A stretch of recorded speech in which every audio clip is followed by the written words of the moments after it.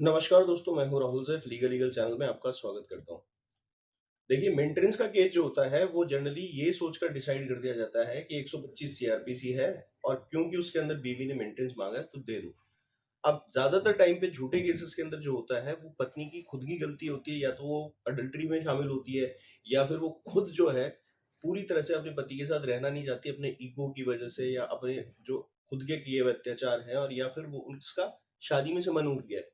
ऐसे बहुत सारे और भी रीजन हो सकते हैं, पर बावजूद उसके कोर्ट में आके एक अलग ही तरीके के ड्राफ्ट लगा के पत्नी कोर्ट को भी मिसगाइड करती है और मिसगाइड करके कुछ भी लिख के बिना सबूतों के और मेंटेनेंस आपसे एक तरीके से वसूलने की कोशिश करती है। ये जो जजमेंट जिसके बारे में आज हम इस वीडियो में बात करने जा रहे हैं, ये ऐसी सारी बकवास ड्राफ्टिंग्स और झूठे केसेस के तुरंत खिलाफ एक आंदोलन है।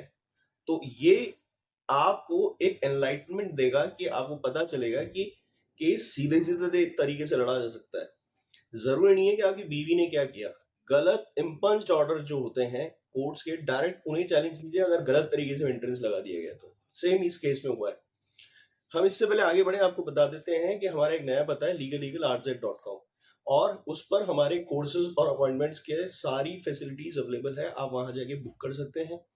हमारे कोर्सेज का जितने लोगों ने अभी तक फायदा लिया है उनको ज्यादातर अपने केसेस में बहुत फास्ट रिजल्ट्स आ रहे हैं और वो अपने केसेस को मजबूती से लड़ पा रहे हैं। सबसे अच्छी चीज ये है कि अब उन्हें कानून के बारे में सब कुछ पता है, चाहे वो खुद केस लड़ रहे हैं या अपने वकील साहब से लड़वा रहे हैं।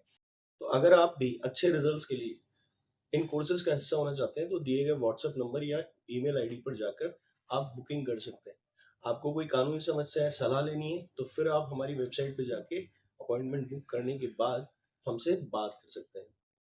देखिए दोस्तों, 125 सीआरपीसी की जो अवधारणा है वो पीड़ित पत्नी को, जो कि अनेबल टू मेंटेन हरसेल्फ वाली पोजीशन पर है, उसको मेंटेनेंस दिलाने के लिए था। तो पीड़ित भी उसका होना जरूरी है। सिर्फ यही नहीं कि अरे साहब मेरे पास पैसा नहीं है, वो नहीं है। क्योंकि यहाँ पर बाइंडिंग है 125(4) की। 125(4) के बारे में आप लोग जाके पढ़िएगा। वैसे मैं मोटा मोटी बता देता हूँ।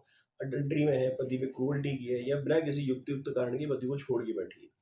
अब यहीं पर ही एराकुलम जो हाई कोर्ट है उसने बकायदा इस बात को बहुत अच्छे तरीके से समझाया।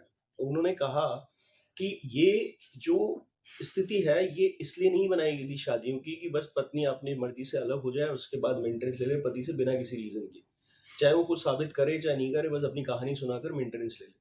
और यहाँ एलिमिनी की मैं बात कर रहा हूँ। एलिमिनी समेत पूरा मेंटेनेंस खारिज कर दिया गया और बच्चे की कस्टडी भी पत्नी को नहीं दी गई, इसी रीजन से कि वो कोर्ट को सिर्फ मनगढ़ंत कहानी सुना रही थी। बल्कि कोर्ट ने ये समझाया कि भाई शादी इसलिए नहीं होती कि आप शादी करो और बाद में नहीं अच्छा लगे तो मेंटेनेंस ले लो। शादी इसलिए होती है कि आपकी ड्यूटीज होती है, आप उन ड्यूटीज से तब तक बंधे रहते हो जब तक आप शादी में हो। और अगर सेपरेट भी हो रहे हो तो आपको अपना अग्रीव्ड होना या तकलीफ में होना या पति के घर वालों द्वारा सताया जाना दिखाना 125 सीआरपीसी की मैंडेटरी कंडीशन है। पर इसके बारे में ज्यादातर ट्रायल कोर्ट्स या फिर फैमिली कोर्ट्स सुनते नहीं है, समझते नहीं है, वो हवा हवाई कर देते हैं। यही चीज यहाँ पर डिटरमाइन की है कि एलिमिनी भी नहीं थी पत्नी की। मेंटेनेंस तो छोड़ ही दीजिए, एलिमिनी भी नहीं थी। अब इसके अंदर हुआ ये कि पति ने इस केस को कैसे प्रोसीड किया। पति ने दो मजबूत रीजंस कोर्ट को बताया कि पहली बात तो मेरी बीवी किसी भी हालत में ये नहीं बता रही है कि वो मुझे छोड़कर क्यों बैठी है, जो 125(4) की कंडीशन को फुलफिल नहीं करता है। दूसरी चीज, मेरी जो बीवी है वो खुद अपने बच्चे तक की परवाह नहीं कर रही। अब जाके अलग, पहले अपने बच्चे से मिली नहीं, बात नहीं की, और अब जाके अलग से उसकी कस्टडी डाल रही है। तो कोर्ट ने उसकी कस्टडी के लिए भी पत्नी को डिनाई कर दिया। कस्टडी जो है वो बच्चे की फादर को दे दी है, पत्नी को नहीं। और यहाँ पर मेंटेनेंस के लिए पत्नी को कहा कि आपने अभी तक ऐसी कोई रीजनिंग फैमिली कोर्ट को नहीं दिया। अलग बात है कि फैमिली कोर्ट ने आपको मेंटेनेंस दे दिया, पर हम आपका मेंटेनेंस हटा रहे हैं और ये इम्पंज्ड ऑर्डर है क्योंकि यहाँ पर 125(4) की किसी भी हालत में कंडीशन पूरी नहीं हो रही है।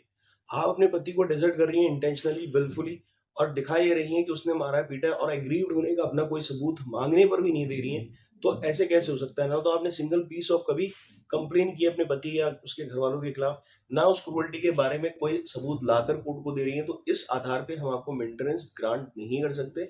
और ये पति ने पत्नी के खिलाफ नहीं की था अपील, ये अपील पति ने की थी फैमिली कोर्ट के गलत ऑर्डर के आधार पे कि ये ऑर्डर गलत है।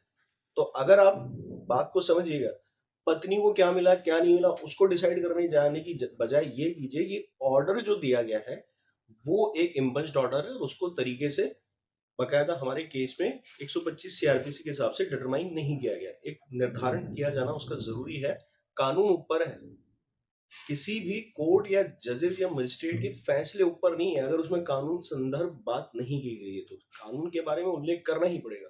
वीडियो अच्छा लगा, लाइक करें, शेयर करें, सब्सक्राइब करें। धन्यवाद।